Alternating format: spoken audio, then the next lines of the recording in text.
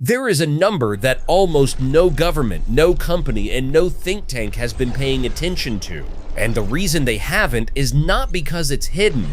It's because the instruments we built to measure economic risk were designed for a different century, and they simply cannot see it. The number is $1.2 trillion. That is the estimated annual wage value of work that artificial intelligence can, right now, today, technically perform across the United States economy. And the extraordinary thing is that the vast majority of the people sitting directly in its path have absolutely no idea.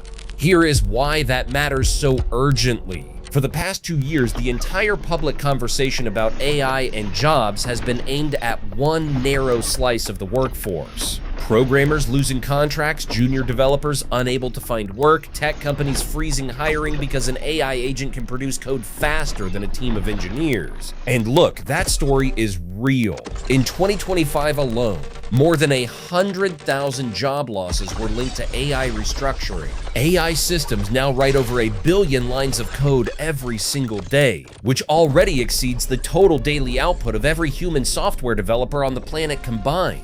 That part of the story is true, and it is alarming. But according to a landmark new study out of MIT, built in collaboration with Oak Ridge National Laboratory and powered by the Frontier supercomputer, one of the most powerful computing systems on Earth, it represents barely 1/5 of the actual problem.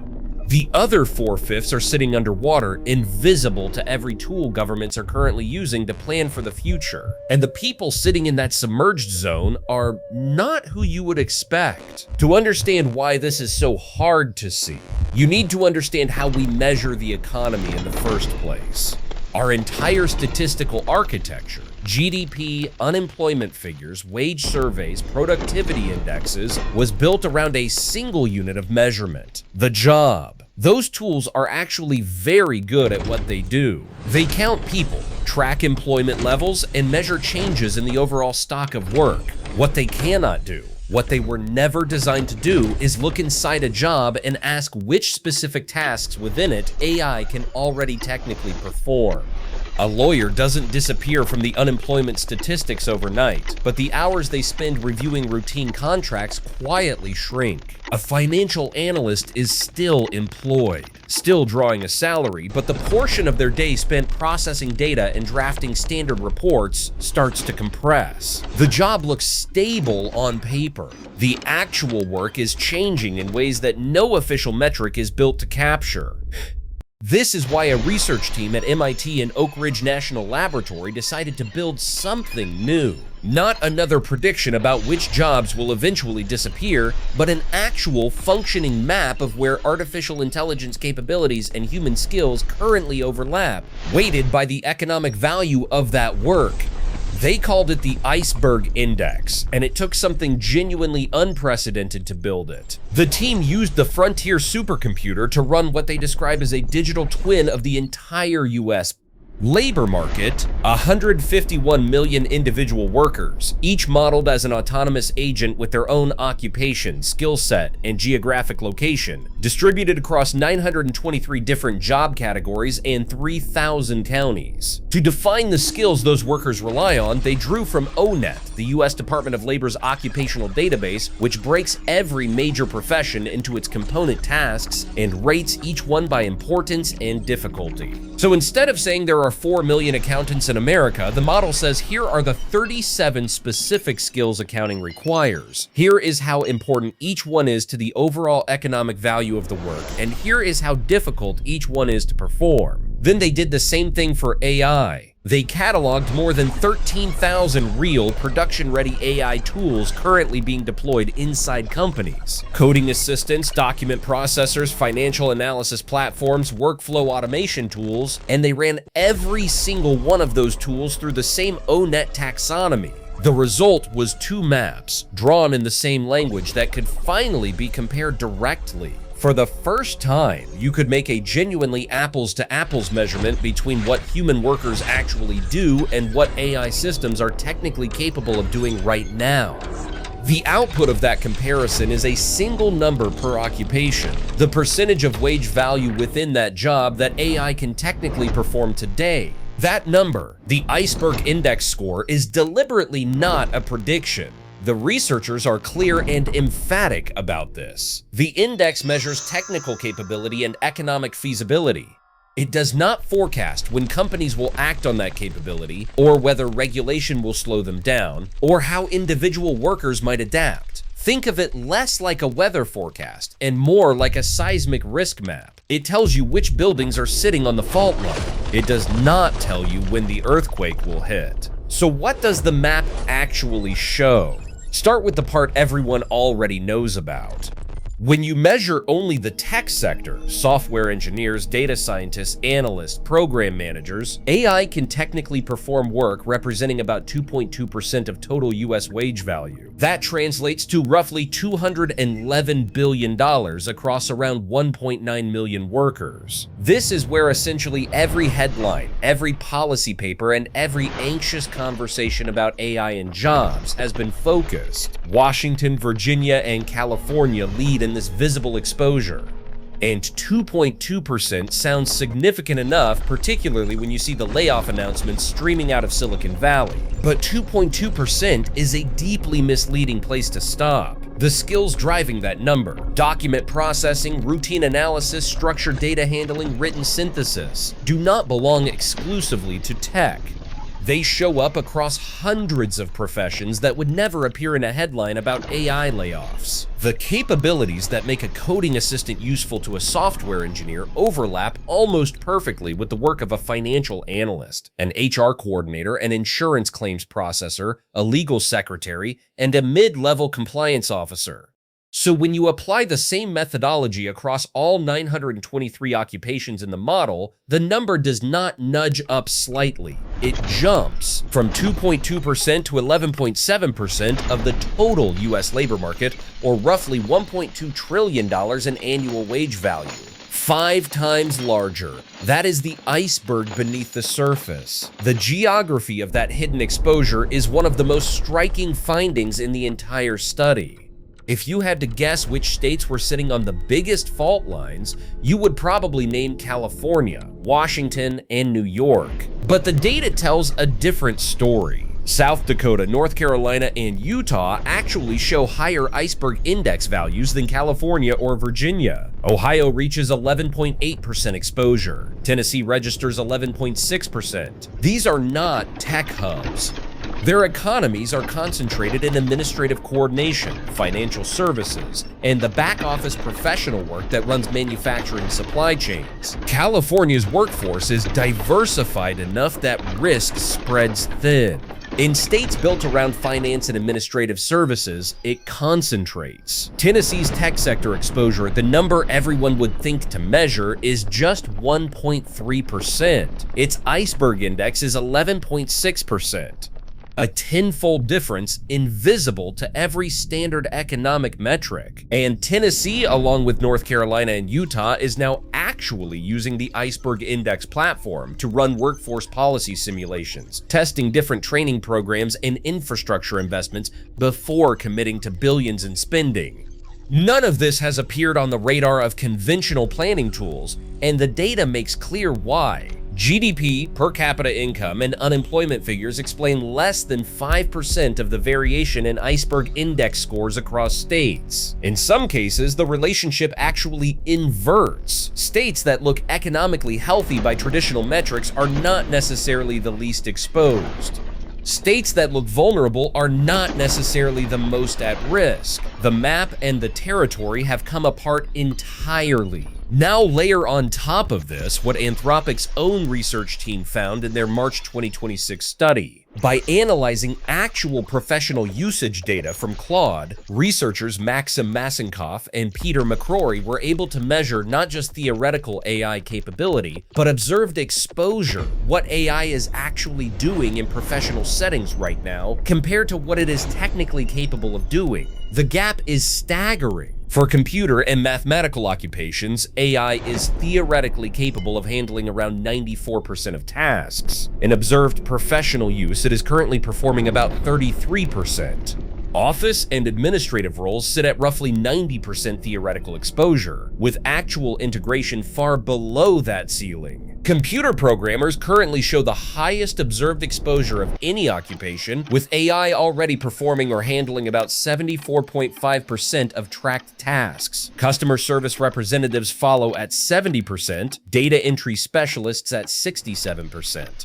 Medical records professionals at 66%, market research analysts at 64%. These are not peripheral roles. They sit at the productive core of the white-collar economy. And the portrait of who is most exposed carries its own uncomfortable clarity. According to the Anthropic data, the workers sitting in the highest exposure group earn 47% more on average than the lowest exposure group. They are nearly 4 times as likely to hold a graduate degree. They are 16 percentage points more likely to be female. These are lawyers, financial analysts, HR professionals, and senior software developers. People who spent years doing exactly what the economy asked of them, pursuing advanced credentials, building cognitive expertise, climbing into well-compensated professional roles, and now find themselves standing closest to the leading edge of a transformation they were never warned about. The distinction between observed and theoretical exposure matters because of what it implies about timing. The full weight of this shift has not landed yet.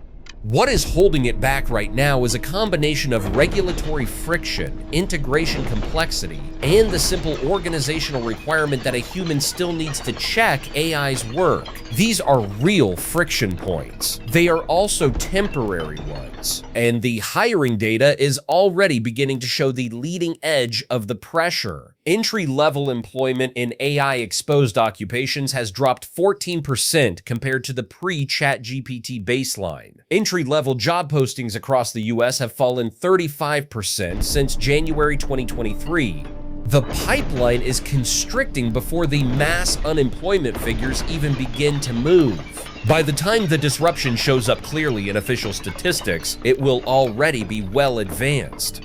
There is one more dimension of this story that almost nobody is telling, and it involves the workers who are completely safe from AI disruption, and why that safety comes with its own slow compounding cost. Around 30% of the US workforce has essentially zero measured AI exposure. By the time the disruption shows up clearly in official statistics, it will already be well advanced. There is one more dimension of this story that almost nobody is telling, and it involves the workers who are completely safe from AI disruption, and why that safety comes with its own slow compounding cost. Around 30% of the US workforce has essentially zero measured AI exposure. But there is an economic force that has been working against them for decades, long before anyone had heard of a large language model, and AI is about to accelerate it dramatically. In 1965, the Princeton economists William Baumol and William Bowen noticed something strange about the performing arts. A string quartet performing Beethoven required 4 musicians and about 25 minutes in the 19th century. A century later, the same piece required the exact same number of musicians and took approximately the same time. Nothing had become more efficient. The technology of performing music had not changed. And yet the cost of staging that concert had risen sharply, dragged upward by wages rising everywhere else as manufacturing and industry became more productive. As factories automated and output per worker soared, wages across the whole economy rose to match. Musicians had to be paid competitively to attract talented people into the profession, even though their output, 4 people playing for 25 minutes, never changed. So the cost per performance kept climbing. Economists call this Baumol's cost disease. It explains why the prices of electronics and software fell dramatically over the last 50 years, while the prices of healthcare, education, childcare, and skilled trades kept rising almost without interruption. The things that got more productive got cheaper. The things that could not get more productive because their output is stubbornly human and cannot be accelerated kept getting more expensive because the wages around them kept going up. AI is about to make this much worse. If the Iceberg Index is correct, and cognitive and administrative work is about to experience a dramatic surge in measured productivity, the Baumol effect will accelerate in proportion.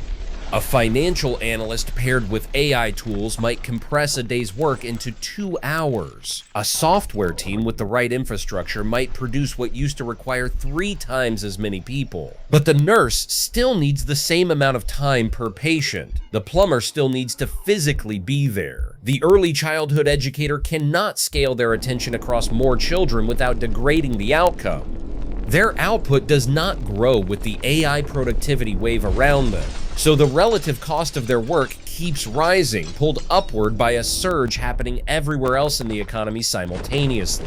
And most of that work is essential. People do not pull their children out of school because tuition went up or delay emergency healthcare because the cost increased. These services are things societies functionally cannot stop consuming as prices rise.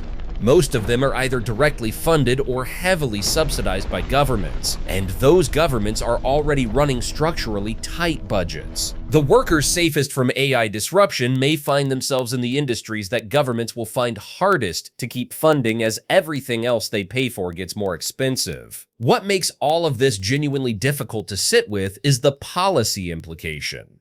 The tools that the people responsible for planning workforce transitions are currently using, GDP, unemployment, per capita income, cannot see this risk. They explain less than 5% of the variation in where actual exposure sits. The billions being spent right now on reskilling programs and workforce infrastructure may be systematically pointed at the wrong places, and the window to course correct is not indefinite.